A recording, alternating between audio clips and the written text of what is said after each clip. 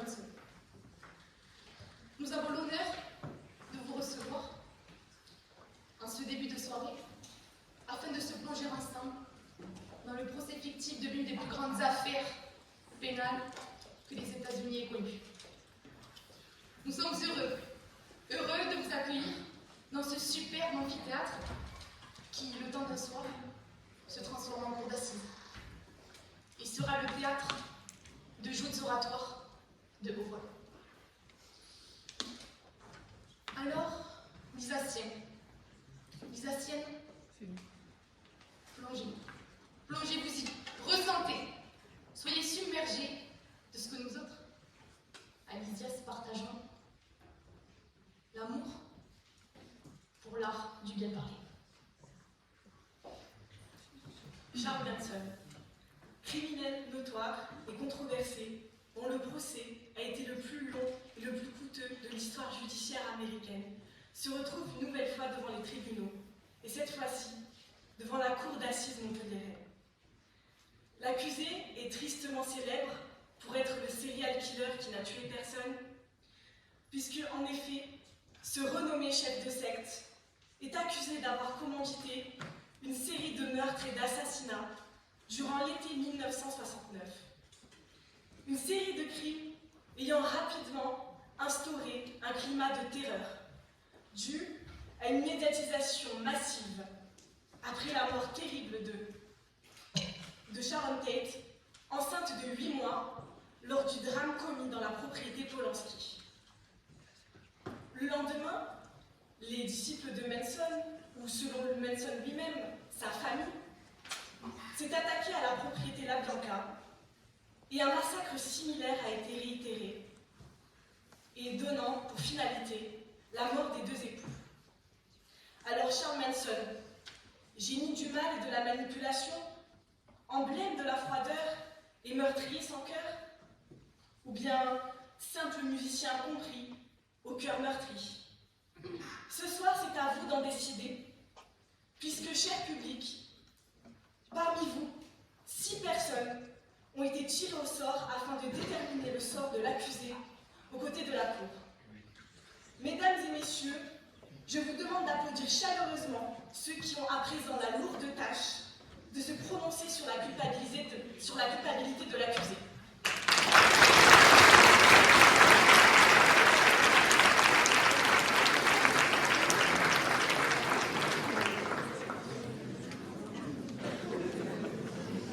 Afin de convaincre les jurés et les magistrats de la culpabilité de l'accusé et afin de s'assurer qu'il soit condamné fermement, nous avons l'honneur de vous présenter Maître Tamaris Fürstenay, qui incarnera ce soir l'avocate générale principale. Véritable oratrice confirmée et talentueuse, elle est aujourd'hui avocate au barreau de Montpellier. Aussi brillante de par son parcours professionnel que par son parcours universitaire et que par son talent, elle a remporté le prestigieux concours national de plaidoirie du Mémorial de Caen en 2020. Nous la remercions infiniment d'avoir accepté notre invitation.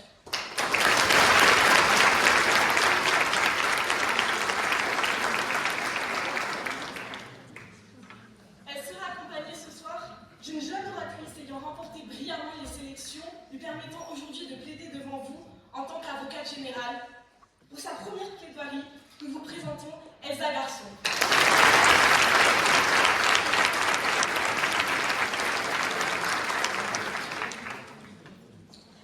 Afin de représenter les intérêts des familles des familles brisées par le deuil et par la tristesse suite aux événements de l'été 1969, des familles qui demandent considération, réparation et qui demandent simplement la justice. Nous vous présentons celle qui incarnera le rôle de l'avocate de la partie civile, étudiante en Master 1, pratique juridique et judiciaire, oratrice étincelante. Elle a su se montrer convaincante et remporter les sélections préalables. Mesdames et messieurs, Jeanne Duguay.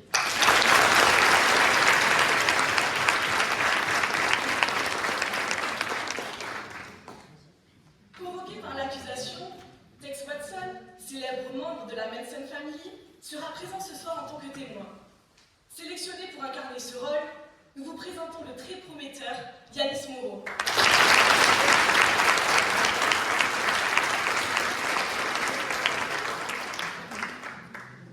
Mais que serait un procès d'assises sans une défense de premier choix?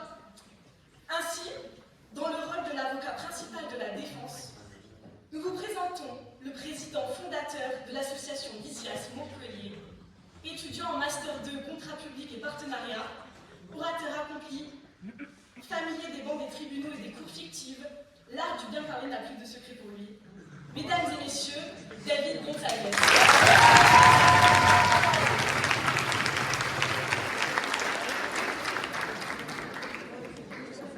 Il sera accompagné d'une jeune oratrice talentueuse qui, elle aussi, a vaincu les sélections pour plaider devant vous ce soir.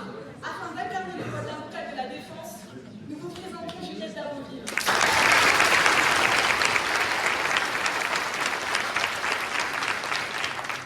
Et enfin ce soir, la défense nous présente également un témoin, Suzanne Hopkins, membre de la Manson Family, qui est aussi une figure importante des événements de 1969.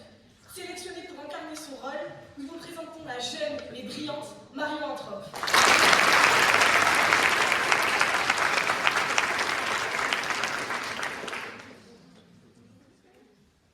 Mesdames, messieurs, dans quelques secondes, je vous prie d'accueillir avec de chaleureux applaudissements la Cour. À sa tête, une brillante figure du droit public, assurant des enseignements dans de nombreux diplômes de droit public et de droit patrimonial au sein de la faculté, co-directrice du master droit et contentieux public du collège de droit de l'université. Elle nous fait l'honneur ce soir de présider la Cour, Madame la professeure Fanny Tarlet.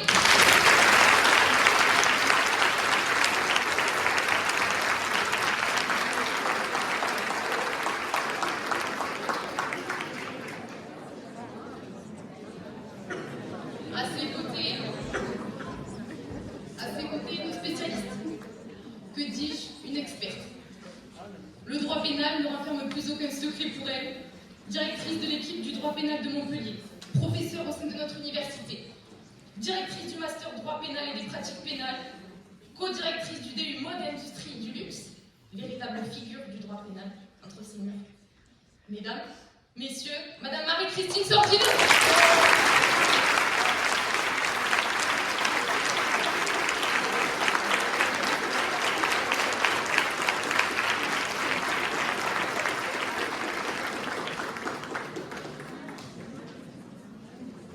Et enfin, pour clôturer cette cour, celui qui a fait du dommage corporel et de la responsabilité médicale sa spécialité. Des domaines dans lesquels il excelle. Avocat inscrit au barreau de Montpellier depuis 2011, lauréat de l'ordre, collaborateur de la revue Droit et Santé, il intervient principalement dans des procédures amiables et contentieuses autour du préjudice corporel, de l'assurance et de l'erreur médicale. Partenaire de l'association depuis sa création, sa confiance en LISIAS Montpellier nous est précieuse. Mesdames, messieurs, Maître Nicolas Knipset.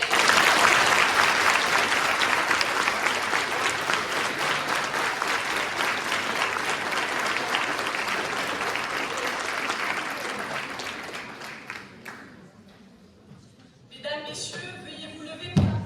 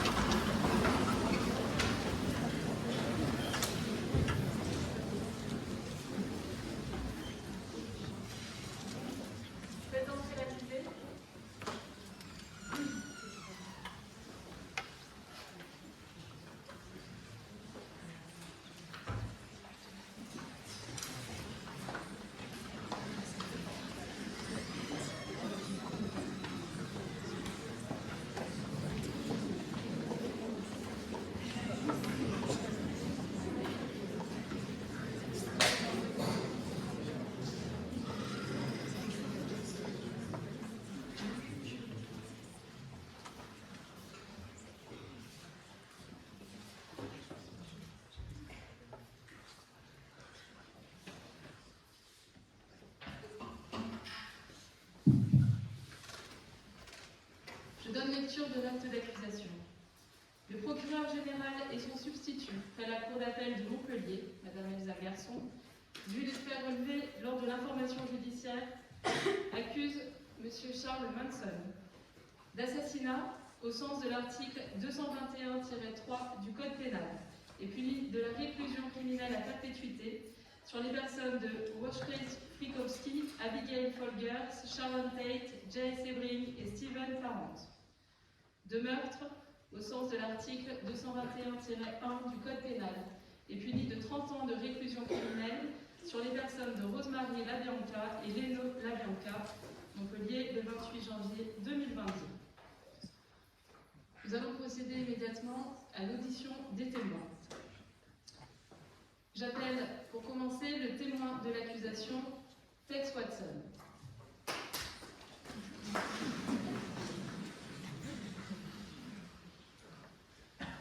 Conformément à l'article 335 du Code de procédure pénale, je rappelle au jury que le témoignage qui va suivre ne sera pas le témoin ayant été accusé et condamné pour les crimes dont est saisi cette cour. Vous devez donc recevoir ce témoignage en conscience de son possible caractère mensonger. Vous avez la parole.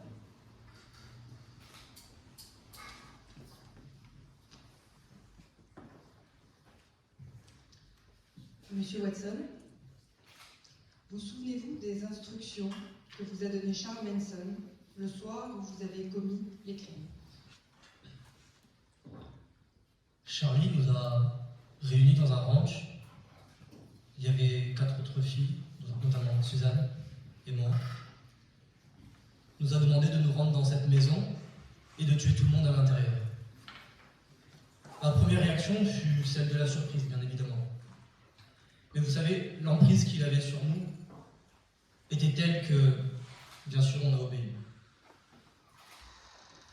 Il nous a fourni un pistolet, nous a donné les instructions nécessaires. Je me rappelle qu'il voulait que ce soit un massacre, qu'il y ait du sang partout, qu'il en ait même sur les murs. Sa petite précision était qu'il voulait qu'on inscrive des choses avec le sang des victimes sur les murs. C'est ce que nous avons fait. Alors bien sûr, avant de partir, nous étions terrifiés. Mais on savait pourquoi on faisait tout cela. On connaissait le but de ces crimes. Le but de ces crimes était de faire accuser des Noirs pour le meurtre de Blancs. Car toute cette famille était réunie pour une chose, pour réaliser la prophétie d'une guerre raciale que Charlie nous avait instruite, nous avait enseignée. Il nous l'avait martelée depuis des jours, des semaines, des mois, des années. Nous étions là pour ça. Il en était certain, il en était convaincu, et il nous en a convaincus. Donc nous y sommes allés, car notre chef de guerre nous l'a ordonné.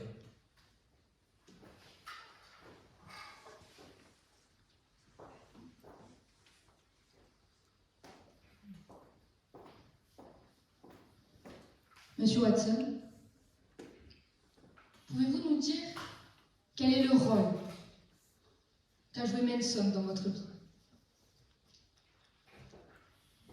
Charlie avait, et j'ai mis bien des années à le comprendre avec le recul, Charlie avait cette faculté à entrer dans une vie au moment où celle-ci n'avait plus de sens.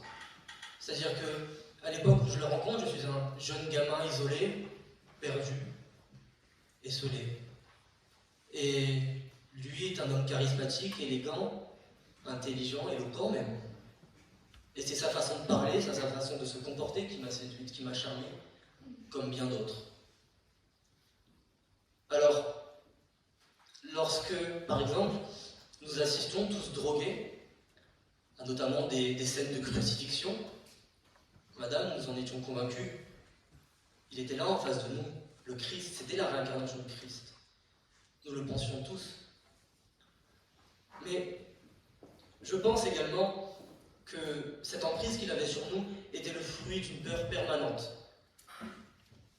Peur d'être abandonné par lui, peur que l'intérêt qu'il nous portait disparaisse, peur de ne plus mériter sa confiance. Alors, je peux également vous raconter le souvenir de cette anecdote marquante. Nous étions tous près d'un feu, il s'est approché de moi, m'a mis un couteau près du thorax et m'a menacé et m'a demandé « Tex, es-tu prêt à mourir pour moi ?» Eh bien, Madame la Présidente, je crois bien que oui, bien sûr, j'étais prêt à mourir pour lui. Monsieur Watson, l'entourage de votre famille, comme vous aimez à l'appeler, vous décrit comme quelqu'un de violent. Quelqu'un que, d'ailleurs, vous-même, vous êtes qualifié de diable lors d'un des crimes que vous avez perpétrés. Finalement, vous êtes allé au-delà de ce que vous pensiez être l'ordre de Manson. Ne pensez-vous pas que vous, et seulement vous, avez eu envie de commettre ces atrocités? Je pense qu'il est nécessaire de le rappeler. La personne qui commandite ces meurtres, c'est Manson. La personne qui me donne ces instructions, c'est Manson. Alors certes, je ne peux le nier, je l'ai d'ailleurs reconnu lors de mon procès. Lorsque je suis sur les lieux du crime, c'est moi le chef. Mais lorsque dans la famille, nous sommes tous réunis, c'est lui le chef. Et oui, je le reconnais, j'ai utilisé le terme diable face à Sharon Tate.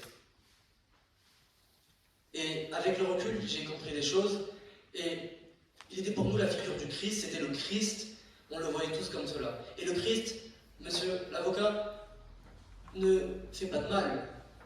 Le Christ, nous étions ses disciples. Peut-être que je me suis mis en diable parce que je faisais le sale boulot qu'il m'avait demandé de commettre.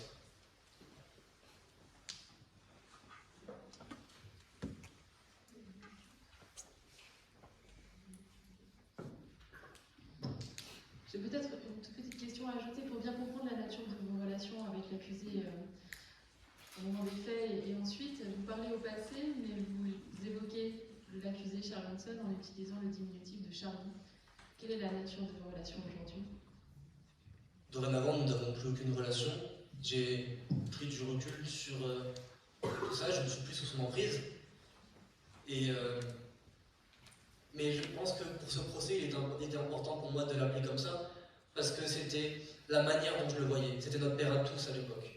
Et pour que la Cour comprenne bien la nature de cette relation qui nous liait, je pensais qu'il était important de le nommer de cette façon. Merci. Nous allons entendre le témoin de la défense, Suzanne Atkins. De la même manière, vous interveniez conformément à l'article 335 du Code de procédure pénale. Je rappelle au jury que le témoignage qui va suivre ne sera pas reçu sous serment. Les témoins ayant été accusés et condamnés pour les crimes dont est saisie cette Cour devaient donc recevoir ce témoignage en conscience de son possible caractère mensonger.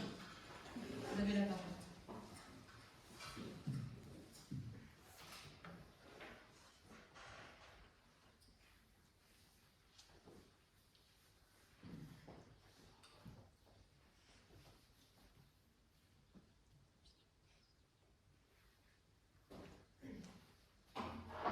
Madame Atkins, Charles Manson vous a-t-il ordonné explicitement de commettre ces actes? Les homicides? Non. Non, jamais. Chaque effraction avait un but précis et il était financier. Nous avions besoin d'argent pour l'essence, les rations, les armes et s'isoler dans le désert. En tout cas, c'est ce qu'il m'avait dit, à moi et aux filles.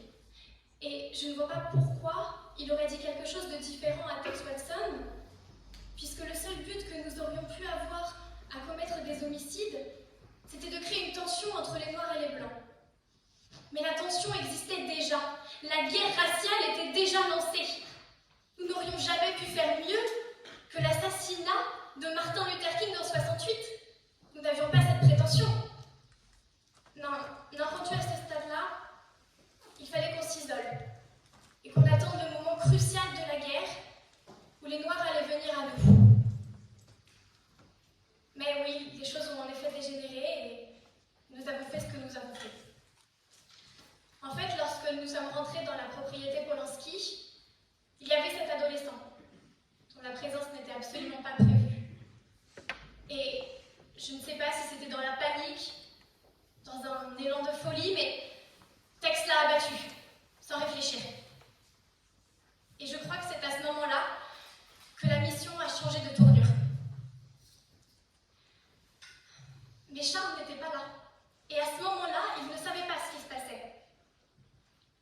Il est intervenu quand nous sommes rentrés au ranch et que nous lui avons tout raconté. Il a décidé de revenir sur les lieux du crime pour tout nettoyer. Mais ça me semble logique. Tout ce que nous avions laissé sous les ordres de Tex, qu'il a dit lui-même, sur les lieux, c'était lui le chef. Alors on lui a obéi. Tout ce que nous avons fait, nos ADN, les traces sur les murs, tout remonté à Charles Manson. Alors moi, à sa place, j'aurais fait pareil. Je serais retournée sur les lieux du crime pour enlever les preuves qui menaient à moi, qui menaient à tout ce que je n'avais pas commis. Et puis honnêtement, on n'allait pas l'en empêcher. Ça nous protégeait, nous aussi. Cependant, il n'a pas voulu qu'on revienne sur les lieux du crime avec lui. Je crois qu'il ne nous faisait plus confiance. Il devait considérer que nous avions fait suffisamment de dégâts pour la soirée. Et vous savez, la confiance dans la famille, c'était la clé. Comment décrivez-vous la personnalité de Tex Manson? Eh bien, pour reprendre les termes que lui-même employait pour se qualifier, il était diabolique. Il le disait à qui voulait bien l'entendre. Il l'a dit aux victimes à la propriété Polanski. Je suis le diable, et je suis là pour faire le travail du diable. Et je ne sais pas si à ce moment-là, il sous-entendait déjà les meurtres, mais il semblait comme...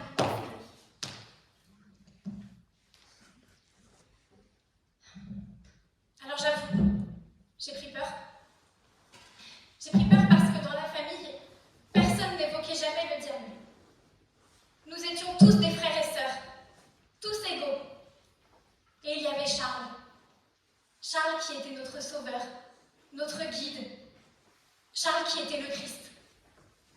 Et ce qu'on était comme le diable, c'est non seulement se considérer supérieur à nous tous, nous frères et sœurs, mais aussi s'opposer clairement à Manson. Et je ne sais pas, je ne suis pas dans la tête de Tex, mais peut-être que c'est pour cela que ce soir-là, il n'a pas suivi les ordres. Et je l'admets, j'ai aussi participé à tout cela. Mais il me faisait peur. Le diable, enfin le diable. Alors oui, sur les lieux du crime, je lui racontais tout ce que je voyais. C'est moi qui lui ai dit qu'il y avait d'autres personnes dans la maison. Oui, j'ai participé moi aussi. Mais je n'ai jamais rien fait toute seule. Quand la femme enceinte s'est échappée, Patricia et moi l'avons rattrapée. Mais on ne l'a pas tuée, comme Tex dans le jardin avec l'homme. Non, on l'a ramenée dans la maison. Et c'est une fois que Tex a commencé à la poignarder qu'on a participé. Mais jamais on n'aurait entamé ça seul. Parce que ce n'était pas le plan. Et il ne suivait rien de ce qui était décidé. Alors c'était imprévisible. Moi, je ne voulais pas prendre le risque d'initier quelque chose face au diable. Et vous savez, le pire dans tout ça, c'est que je crois qu'il y a beaucoup de plaisir. Il ne se contentait jamais de simplement tuer les victimes. Non, il donnait des dizaines et des dizaines de coups de couteau. Parfois même alors que les victimes étaient déjà mortes. Une cruauté comme ça, je n'en avais jamais en vue.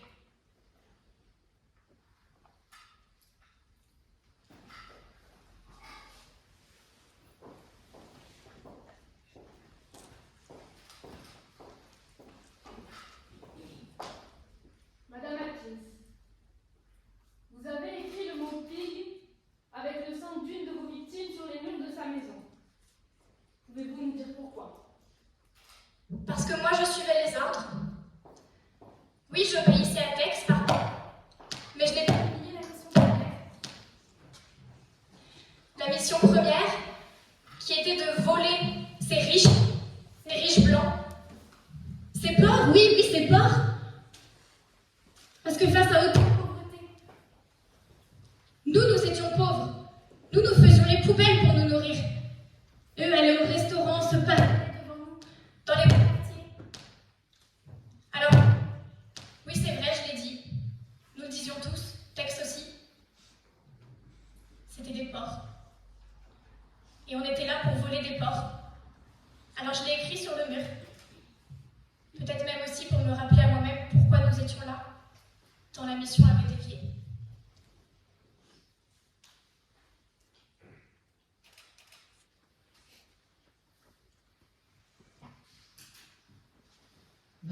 Hawkins, quand vous avez vu ce soir-là que Tex changeait la mission, et que, alors que Charles Manson vous apparaissait comme le Christ, et Tex le diable, pourquoi n'avez-vous pas eu envie de repartir, de passer sous la protection du Christ? Pourquoi êtes-vous resté?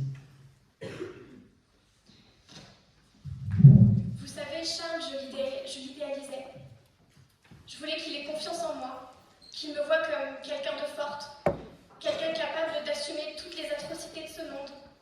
Parce que lui était toujours si rationnel. Lui n'avait pas peur et je ne voulais pas avoir peur moi non plus. Je ne voulais pas revenir bredouille, je ne voulais pas avouer que j'avais échoué. Alors j'ai préféré mal faire et en faire trop, que de ne rien faire du tout. Et puis, sur le moment, face au diable, je n'allais pas vivre, je n'allais pas partir. Partir pour aller où? Nous étions une équipe, je ne pouvais pas repartir seule. Alors oui, je suis restée et oui, j'ai contribué. Mais parce que le diable est plus fort que le Christ.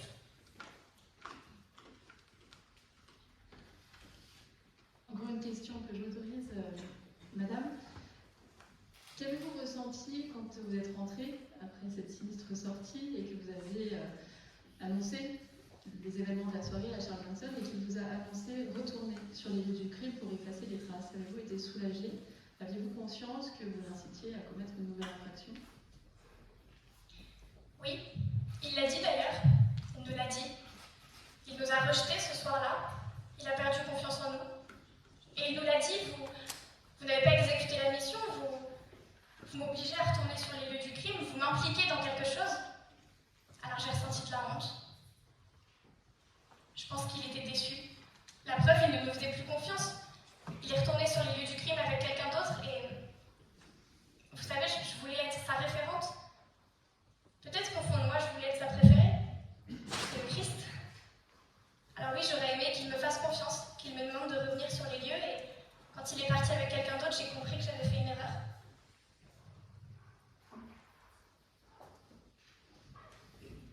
Merci pour vos deux témoignages. Nous allons maintenant entendre les plaidoiries et j'invite en premier lieu l'avocate de la partie civile, maître Jeanne Duguay, à prendre la parole. Vous avez la parole.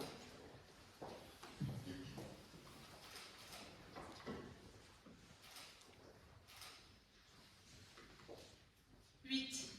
C'est le nombre de vies qui ont été prises ces nuits-là. Mais en réalité, bien plus ont été gâchées, et ce, par la volonté d'un seul homme, Charles Manson. Mesdames et messieurs le jury, je me tiens ici devant vous pour vous faire réaliser l'horreur de ces nuits-là et demander, au nom des victimes, réparation et justice. La nuit du 8 août 1969, quelques membres de la famille vont être choisis pour exécuter une mission, pour exécuter le plan de guerre de Charles Manson, et vont ainsi être amenés devant la demeure Polanski. Le plus chanceux, si l'on peut dire, sera peut-être sa première victime, Steven Barrett. Le pauvre sera tué sur le coup par plusieurs tirs de revolver devant la maison. Il avait tout juste 18 ans. Le reste de la soirée est un véritable cauchemar réveillé. Wojciech Frykowski, profondément endormi sur le canapé de la maison, sera réveillé par un revolver et un couteau pointé sur lui. Sharon Tate, enceinte de 8 mois, Jay Sebring et Abigail Folger seront aussi ramenés dans le salon sous la menace d'un couteau. Tous seront ligotés par le cou comme des animaux. Jay Sebring, un ancien marine, tentera de se débattre, mais il recevra immédiatement un coup de revolver dans l'épaule et un violent coup de pied au visage. Tous étaient terrifiés. Les assaillants, exécutant la volonté de Charles Manson, les ont menacés à nouveau avec un couteau de se taire. Les imaginez-vous, au beau milieu de la nuit, face à des inconnus armés, implorant pour leur vie? Imaginez-vous Sharon Tate, implorant pour la vie de son enfant, alors même que son mari n'est pas là. Monsieur Frykowski tentera de s'échapper en vain. Il sera alors roué de coups et sera poignardé au ventre et aux jambes, puis se fera tirer dessus à 2 reprises pour enfin être frappé au visage. Il tentera de s'échapper, réussira, mais sera rattrapé.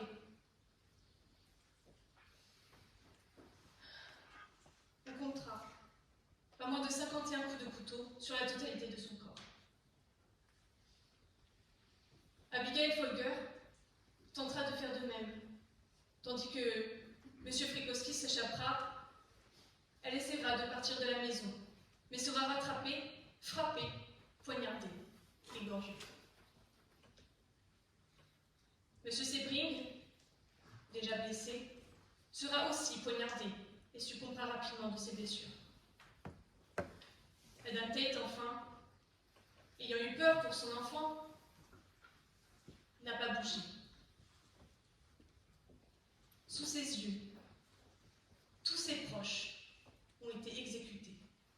Elle tentera dans un dernier élan de partir, mais sera également rattrapée, ramenée dans son propre salon, puis poignardée par l'ensemble des membres de la famille Manson.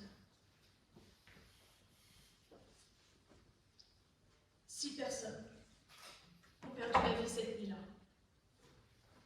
laissant leur famille derrière elle. Cette nuit-là, Roman Polanski a perdu non seulement sa femme, mais également son enfant à naître dans sa propre maison sans qu'il n'ait rien pu faire. Malheureusement, 2 jours plus tard, le même schéma est reproduit. Et cette fois, accompagné de Charles Manson en personne.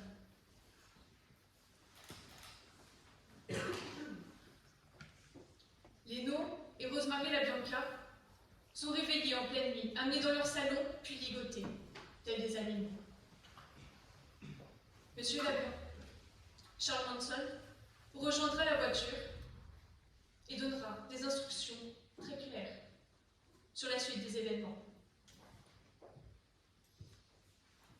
Leno LaBianca sera poignardé dans le torse et dans la gorge une 12aine de fois avant d'être achevé par un poussin placé sur sa tête. Sa femme, alors qu'il avait imploré pour qu'on la laisse en vie, sera poignardée plus de 41 fois avant de succomber, puis 16 fois post-mortem. Mesdames et messieurs, si je reviens sur les faits de cette nuit-là, c'est pour vous démontrer l'atrocité de ces faits. Pour vous démontrer la détresse que les victimes ont pu ressentir avant de dépérir, une douleur que personne ne devrait endurer. Mais si seulement ça s'était arrêté là.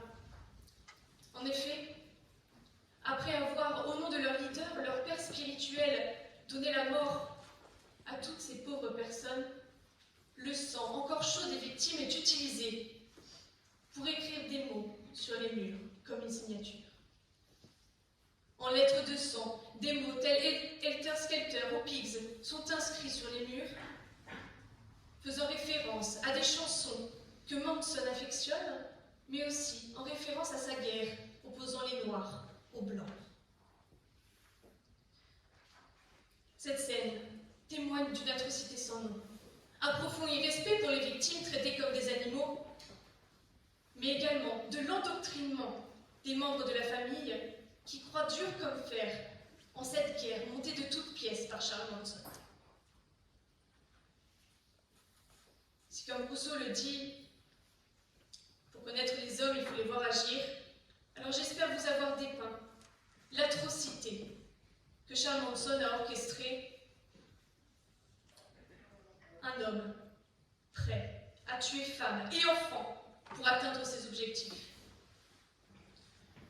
Ainsi, au nom des victimes de ces drames, et tout dommage devant donner lieu à réparation, j'en appelle à l'application du principe jurisprudentiel de la souffrance morale liée à la conscience de mort imminente. Ce principe nous énonce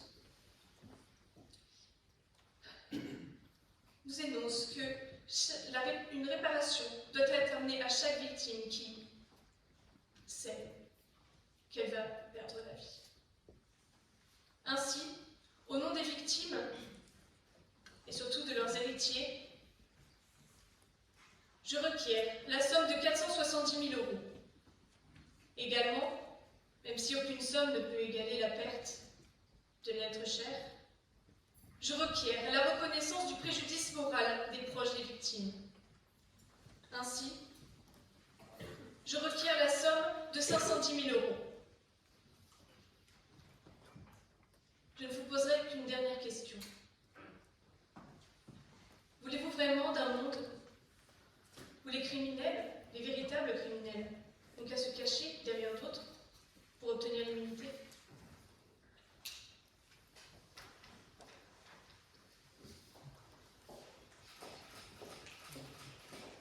Merci, maître.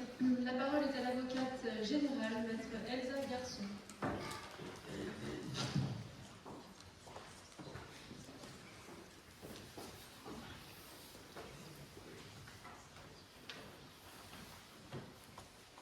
Madame le Président, Madame et Monsieur de la Cour, Mesdames et Messieurs les jurés. La naissance d'un leader se fait d'une opportunité, d'un concours de circonstances. Un leader, c'est quelqu'un qui saisit sa chance, au bon moment ou au bon endroit. Alors, en 1967, quand on vient de passer 7 ans de sa vie en prison, qu'on arrive dans une société américaine gouvernée par le mouvement hippie, la musique et la drogue, certains, comme Charles Manson, se diront à juste titre peut-être que c'était le bon moment et le bon endroit. Après une enfance plus que difficile et quelques années passées en prison, Manson voit apparaître une version plus qu'utopique de lui-même, un homme charismatique, écouté, qui va tenter de transmettre sa philosophie, qui a pour seul but de satisfaire son ego. Se formera alors un groupe suivant la philosophie de Manson, la famille. La famille, c'est de la drogue, du sexe, de la musique, des idées de liberté, du trafic, des vols. Mais la famille, c'est Manson. Et comme nous l'a révélé l'avocate de la défense à travers un lapsus, elle a appelé notre témoin non pas Tex Watson, mais Tex Manson. Alors, le vendredi 8 août 1969, vers minuit, des membres de la famille vont assassiner froidement 5 personnes au domicile de Roman Polanski. Et, 2 jours plus tard, le dimanche 10 août 1969, ces mêmes membres vont assassiner Rosemary et Leno LaBianca. Tout ceci sous les ordres de Manson, qui, en toute conscience de ses actes, prendra bien soin de ne pas mettre les mains sur les armes du crime pour se dédouaner de toute responsabilité. Alors, mesdames et messieurs, j'accuse Charles Manson en tant qu'auteur moral et instigateur de ces crimes. Madame le Président, Madame et Monsieur de la Cour, Mesdames et Messieurs les jurés, souhaitez-vous vraiment que le cerveau, sans lequel aucun de ces crimes n'aurait été commis, ne soit pas puni? Alors, Barbie ou Himmler devraient-ils être acquittés parce qu'ils auraient eu une mère alcoolique ou parce qu'ils n'ont pas tué 5 millions de personnes de leur propre main? Délaissé, abusé depuis son plus jeune âge, Manson vous dira peut-être dans toute sa lâcheté que sans ça, il ne serait pas devenu le personnage qu'il est aujourd'hui. Je vous parle de personnage parce que Manson, c'est un rôle. C'est un rôle et il dira de ces mots, un nouveau monde s'ouvre à lui. Il va tenter de l'embrasser, pire, d'en contrôler un petit. Nous sommes à la source, à la naissance de ce qu'on appelle un leader charismatique. Manson va alors créer la famille, sa famille, pour laquelle il est un père, un exemple d'autorité sur lequel s'appuient les membres. Il y a une théorie, mesdames et messieurs, la théorie des cordes mentales. Les dresseurs d'éléphants nous disent que dès leur plus jeune âge, les éléphantos sont attachés à des cordelettes jour et nuit dont ils ne peuvent se défaire. Alors, Arrivé à l'âge adulte, la cordelette est si fine que l'éléphant pourrait la briser en un seul mouvement. Cependant, l'éléphant ne bouge pas. Il ne bouge pas parce que la cordelette est invincible, il en est convaincu.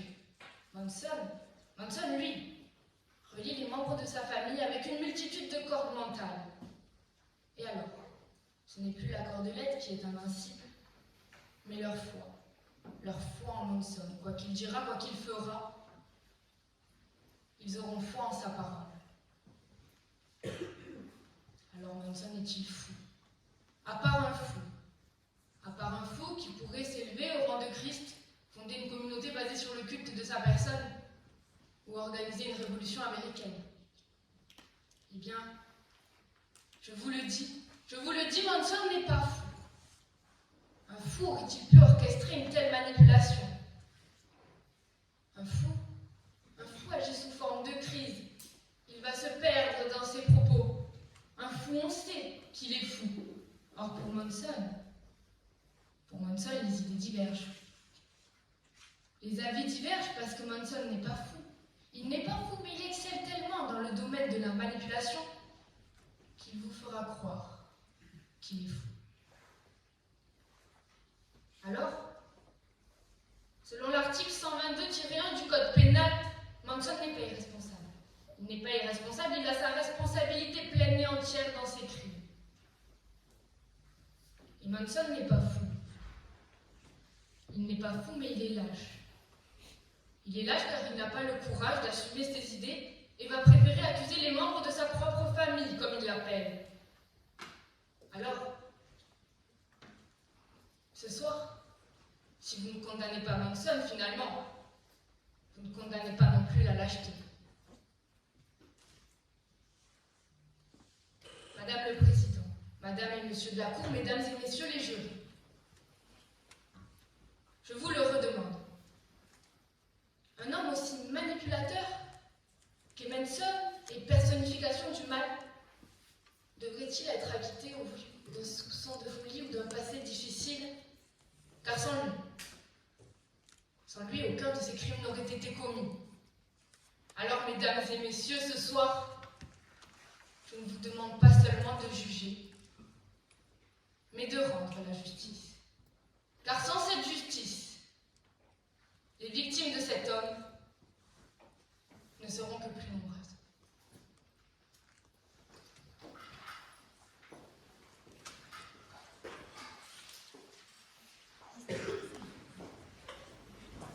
J'invite l'avocate générale Tamaris Furstenheim à prendre la parole. Vous avez la parole. Bon, merci Madame la Présidente.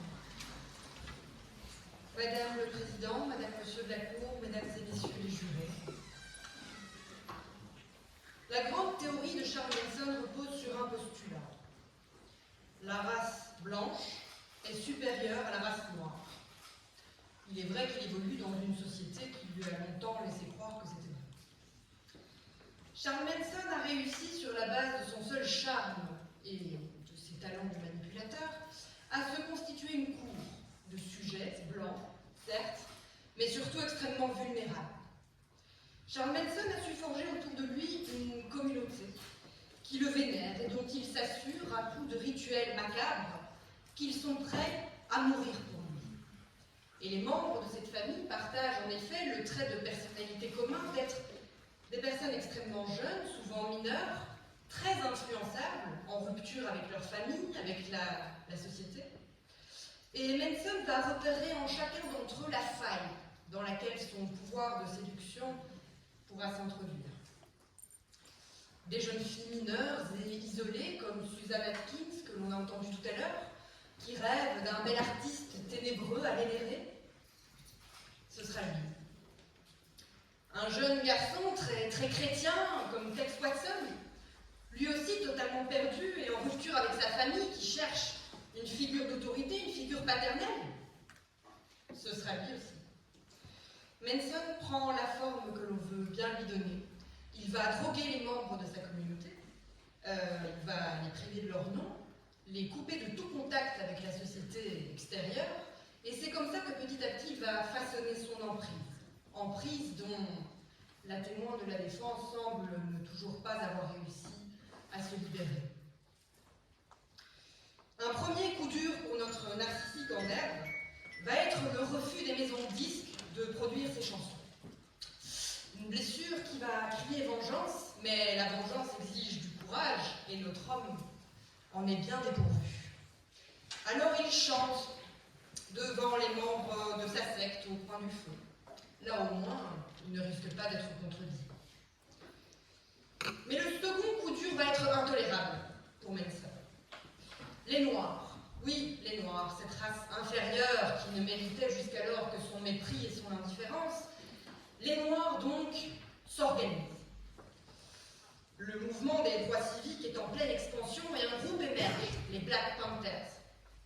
Fédérés, charismatiques, les Black Panthers viennent chercher en main propre l'égalité promise mais jamais octroyée. Et ça, pour Charles Manson, ça va aller beaucoup trop loin. Son narcissisme, allié à son racisme, ne vont pas le tolérer. Et donc à partir de là, Manson va persuader sa communauté qu'une guerre raciale et apocalyptique entre les Noirs et les Blancs est sur le point d'émerger. Il va même aller encore au-delà de ça.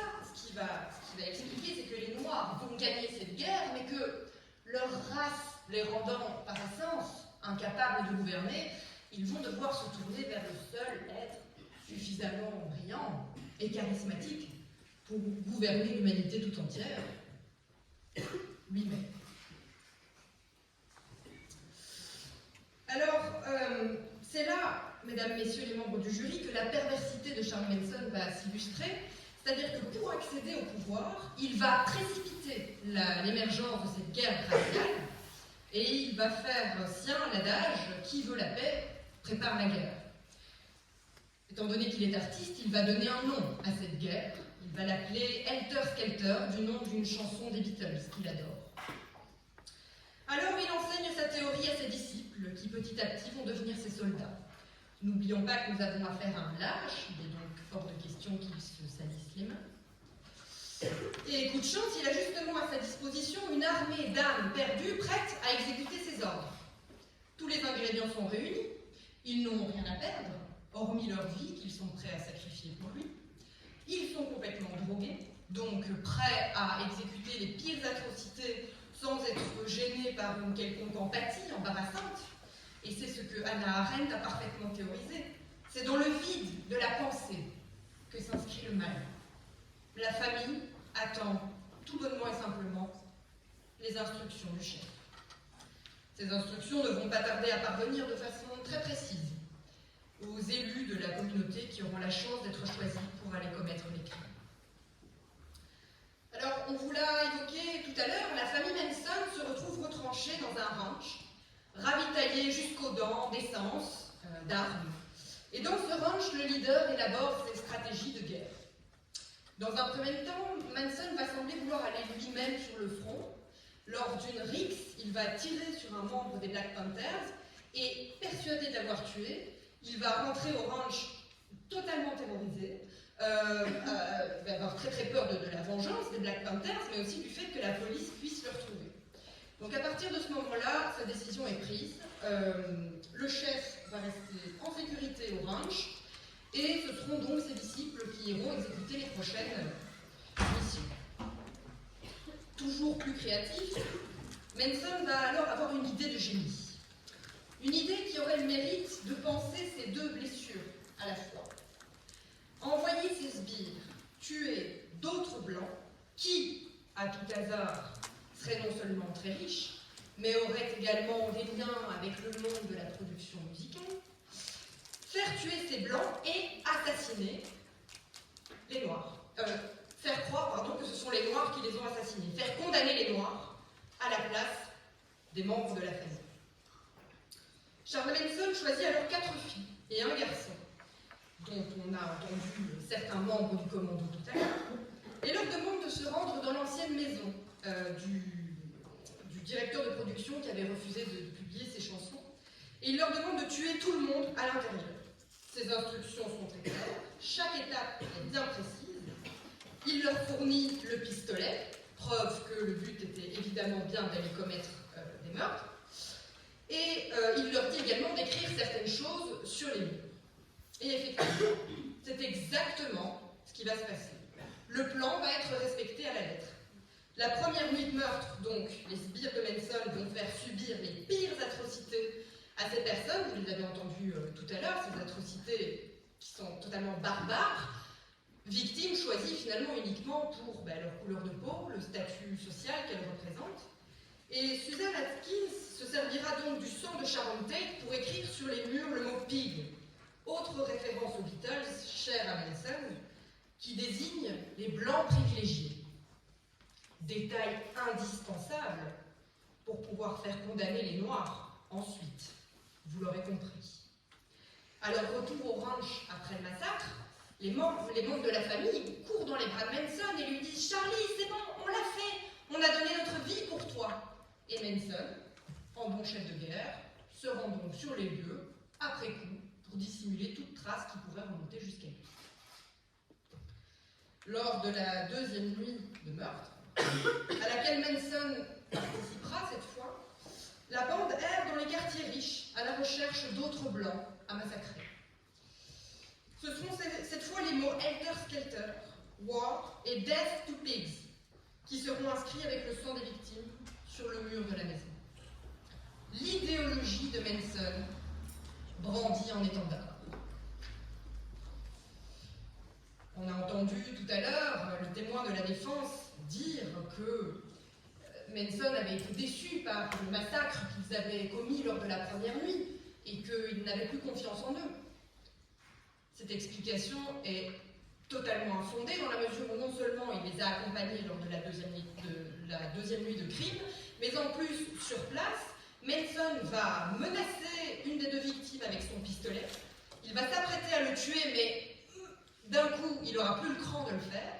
Et là, il va ordonner à ses disciples de, je cite, « faire le job à sa place », ce qu'ils feront visiblement dans une euphorie totalement incontrôlable, en plantant dans ces deux corps innocents, au total, une 50aine de coups de couteau.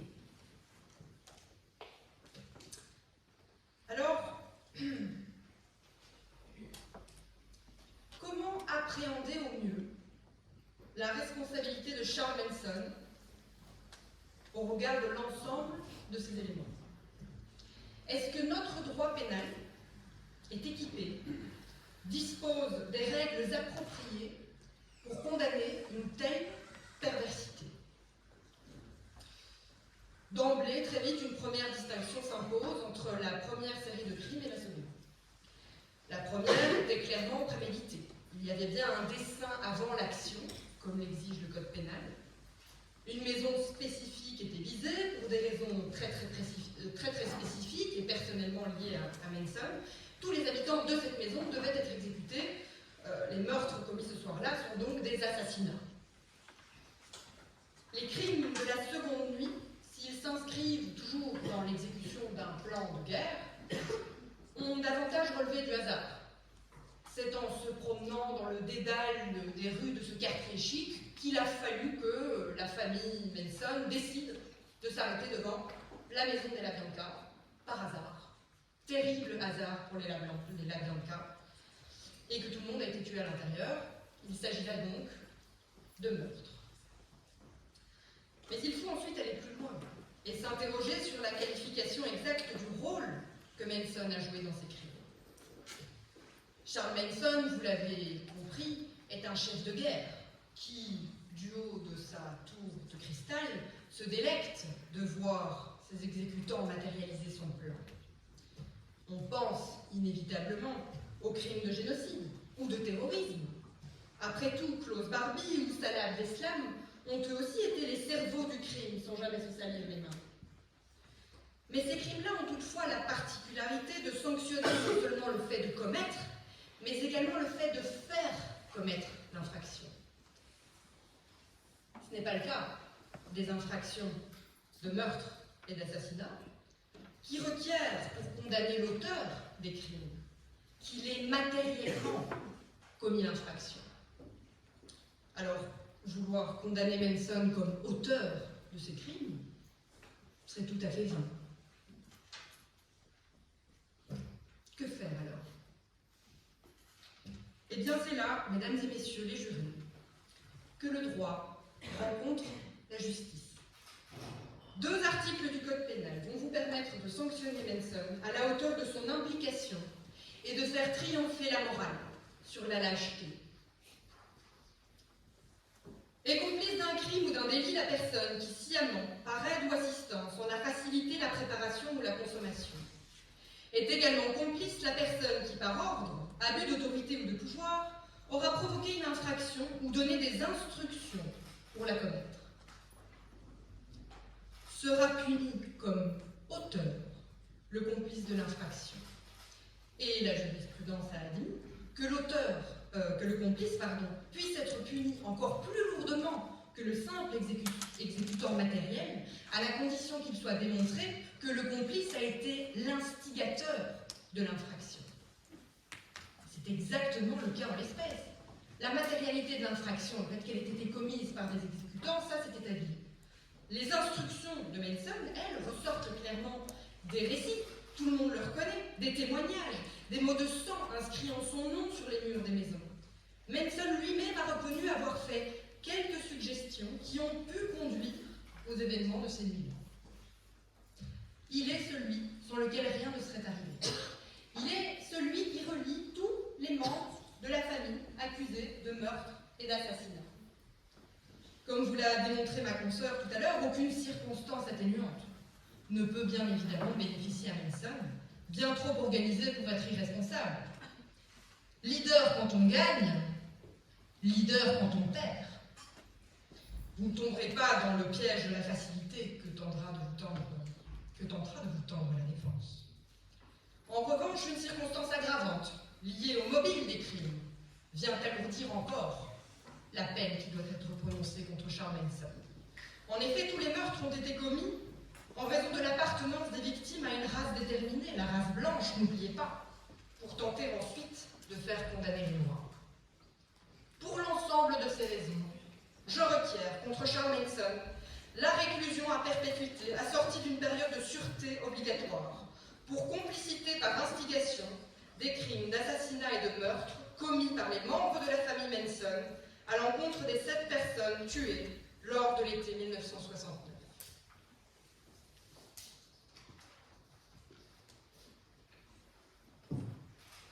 Merci. Nous allons maintenant entendre l'avocate de la défense, maître Juliette Davonville.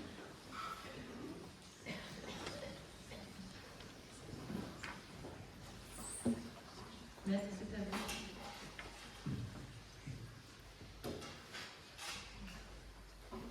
Madame la Présidente, Mesdames et Messieurs de la Cour, Mesdames et Messieurs les jurés, nous assistons ce soir à une scène digne des plus grands polars américains. Excitant ou abominable? Un peu des deux. Je dois vous avouer que lorsque je suis rentrée dans la salle tout à l'heure, j'avais peur. Non que je n'ai pas peur de parler devant vous, mais j'ai plutôt peur de mon client. Comment ne pas avoir peur d'un homme qui est à l'origine d'actes abominables? Comment ne pas avoir peur d'un homme qui a de telles pensées?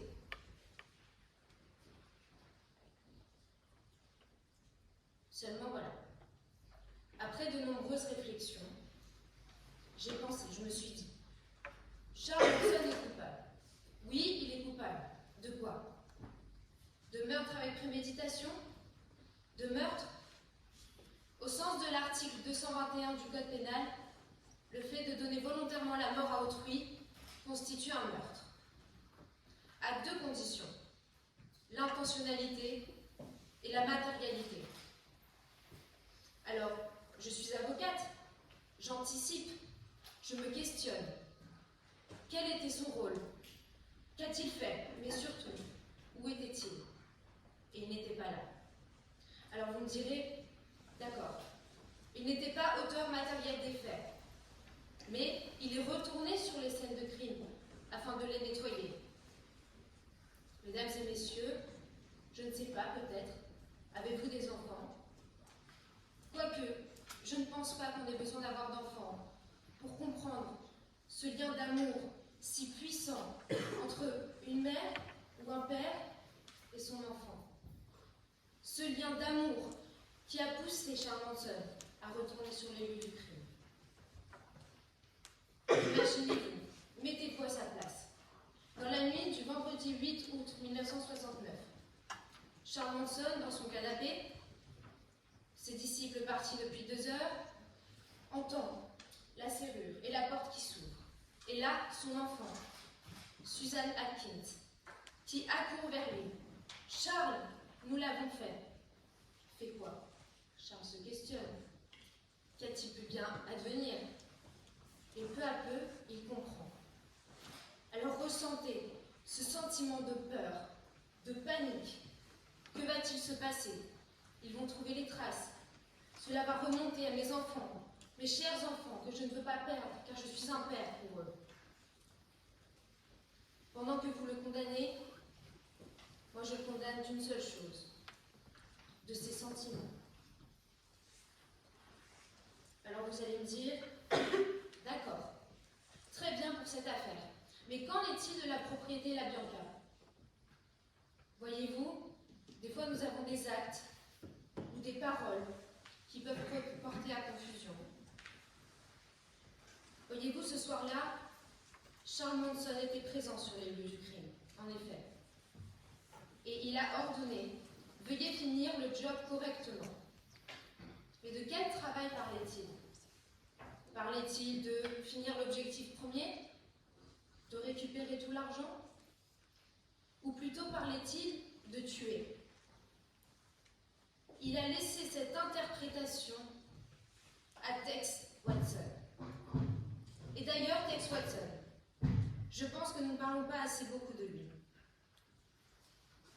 Voyez-vous, nous savons tous que Charles Manson se présente comme l'élu de Dieu, et que du coup ses disciples, nous pouvons le deviner, sont ses envoyés. Seulement, comment expliquez-vous, et la question a déjà été posée, que Tex Watson, sur le lieu du crime, lorsqu'une victime lui demande le motif de sa visite, celui-ci répond « Je suis le diable ». Un envoyé de Dieu, le diable, tout cela me paraît bien confus. Pour moi, celui qui se victimise en tant que manipulé n'est rien d'autre que le manipulateur. Mais alors que voyez-vous? Regardez mon client, Charles Manson. Que voyez-vous? Un homme? Un meurtrier? Un monstre? Moi, je ne vois qu'un homme dont la conscience a été aggravée par le temps. Je ne vois qu'un homme sans empathie, dont les expériences lui a conduit à ce vide de sentiments. Pendant que vous le condamnez pour certaines raisons, je le condamne aussi, mais pour d'autres raisons. Ses sentiments, mais d'ailleurs il est victime. Et je tiens à le rappeler, Madame le Président, Madame et Monsieur de la Cour, Mesdames et Messieurs les jurés, ce soir, vous ne condamnez pas un homme. Ce soir, vous condamnez un père.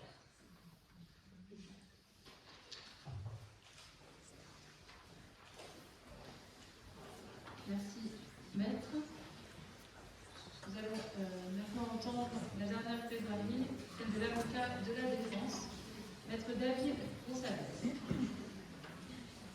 Merci Madame la Présidente. Madame, Monsieur de la Cour, cher jury, pendant presque 30 minutes, on a tout fait du côté de l'accusation, tout sauf accusé. Et qu'a-t-on accusé? On ne l'a pas accusé Charles Manson d'assassinat, de meurtre? Non. Pendant presque 25 minutes, on vous a fait le procès de son idéologie. On vous a fait le procès de la manipulation. Alors, on vous a embrouillé l'esprit, cher jury, cher cour. Et je vous soulève une question. Crée-t-on la confusion quand on ne peut pas créer la réflexion? Et vous avez parlé de lâcheté.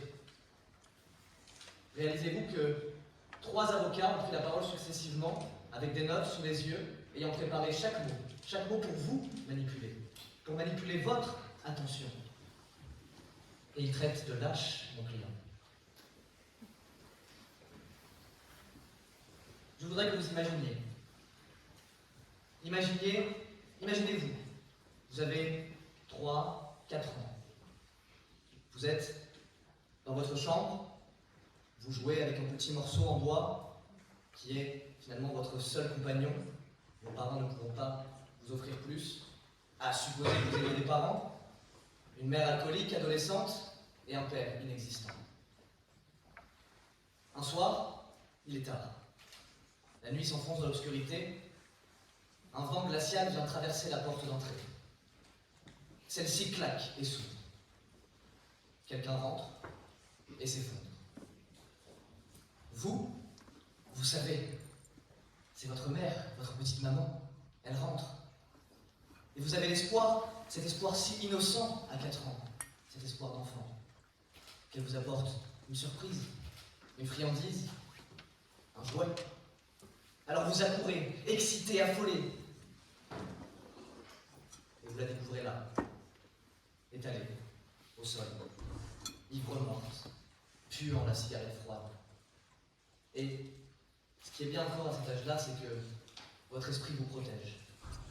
Chaque minute, chaque seconde qui se passe sont gravées en vous, mais instantanément effacées de votre conscience. Mais chaque minute, chacune de ces secondes sont des petits morceaux de bois qui vont construire la personne que vous serez. Aujourd'hui, Charles Manson est accusé. Que dis-je? Il est condamné. Et finalement, c'est l'histoire de sa vie. Toute sa vie, depuis sa tendre enfance, il est condamné, il est dénigré, il est humilié, rabaissé. C'est un misérable qui ne mérite pas de vivre, qui ne méritait même pas de naître. Sa naissance a été sa condamnation. Vous ne pourrez plus le condamner. Vous noterez aussi le manque de diligence de l'accusation. On vous a démontré la matérialité d'une infraction, mais pas son intention. Et pourtant, l'article 121-3 du Code pénal nous dit bien que sans intention de commettre un crime, vous ne pouvez pas être responsable de l'avoir commis. Cette intention, lorsqu'il s'agit de mort, de meurtre, d'assassinat, est ce qu'on appelle l'animus necandi, la volonté de donner la mort, la volonté d'ôter la vie. Et que représente ce passage? Que représente cette faculté d'ôter la vie, ce passage à l'acte? C'est une perte d'humanité. On décide de franchir le pas et de ne plus regarder en arrière. On a le courage. On a le courage de commettre ces atrocités. Et l'humanité, Charles n'en a pas eu. Il n'en a pas connu. On ne lui en a pas donné. Et pourtant, difficilement, il rend au cours de sa vie. Il s'accroche à cette petite part d'humanité, malgré son esprit détruit, malgré son esprit confus. Par moments, ponctuellement, vous pouvez voir qu'il s'accroche à cette part d'humanité. Il va tenter à 2 reprises de fonder une famille, d'avoir un enfant. Il va même tenter de réaliser son rêve et de se faire connaître à travers la musique. Et même quand Suzanne accourt vers lui pour lui dire à quel point elle est heureuse d'avoir donné sa vie pour lui, il la repousse. Il la repousse dans un élan de colère, dans un élan de lucidité. Toute sa vie, on lui a refusé l'humanité. Et au moment où il aurait pu tuer les époux LaBianca, l'a-t-il fait? A-t-il tué les époux LaBianca? Non. Il a fait demi-tour. Cet acte n'est pas un acte de lâcheté. Cet acte est un acte d'humanité. Il n'avait pas la force. Il n'a jamais, d'ailleurs, eu la force de tuer. Et on veut l'accuser de crime, on veut l'accuser de meurtre, d'assassinat. Quelqu'un qui n'a jamais eu la volonté de tuer, qui n'en a jamais eu le courage.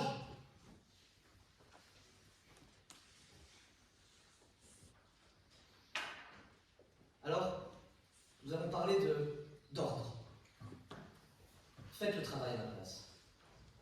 Mais finalement, on est en train de construire un argumentaire juridique sur une interprétation subjective. Je vous rappelle, cher jury, que les 2 témoignages ont été faits non pas sous serment. Ce qui veut dire qu'ils auraient très bien pu mentir à cette cour sans que la cour ne puisse faire quoi que ce soit. Et donc on va se baser sur une subjectivité personnelle d'un homme et d'une femme pour condamner quelqu'un. Une interprétation dans notre droit français va permettre de condamner quelqu'un. Et puis, qui va le condamner? Vous, cher couple? Vous, cher Jolie? Mais qui êtes-vous pour condamner cher Manson? Finalement, vous, nous sommes, cher Manson, nous sommes des misérables.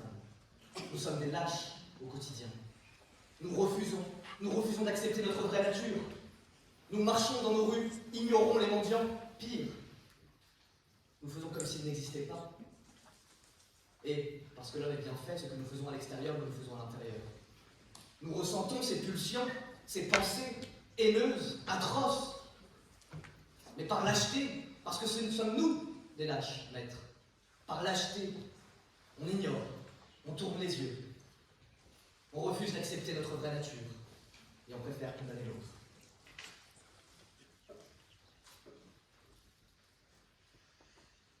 Albert Camus, dans son ouvrage La Chute, nous décrit le parcours, la chute de M. Clamence. Cet homme qui s'était créé une carapace, une apparence, une façade. Et puis un jour, il est témoin d'une femme qui est en train de se noyer et il n'agit pas. Il ne fait rien. Sa lâcheté l'immobilise. Et c'est le début de sa chute. Il s'effondre, petit à petit, encore plus loin. Et puis, par un travail personnel, finalement, il arrive à comprendre sa vraie nature, à comprendre qui il est, et il devient le miroir. Il devient le miroir dans lequel les personnes qui le rencontrent voient leur vraie nature et l'acceptent. Voir sa vraie nature et l'accepter, c'est faire preuve d'humanité. Voir la vraie nature de quelqu'un et l'accepter, c'est faire preuve d'humanité. Et de quoi est coupable Charles Manson? D'humanité?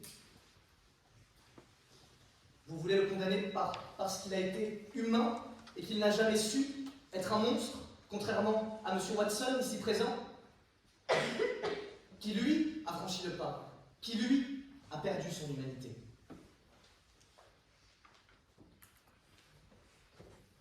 Victor Hugo disait qu'il ne faut pas songer aux criminels, aux voleurs. Il ne faut songer qu'à une chose, ce qui menace notre âme.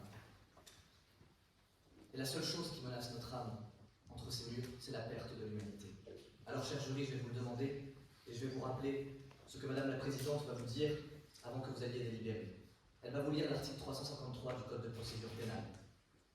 Et cet article, je veux que vous en imprégniez, que vous l'absorbiez, chaque mot, chaque phrase, chaque ligne. Mais surtout, retenez la dernière. La loi ne vous pose qu'une question, qui renferme toute la mesure de votre devoir. Avez-vous une intime conviction?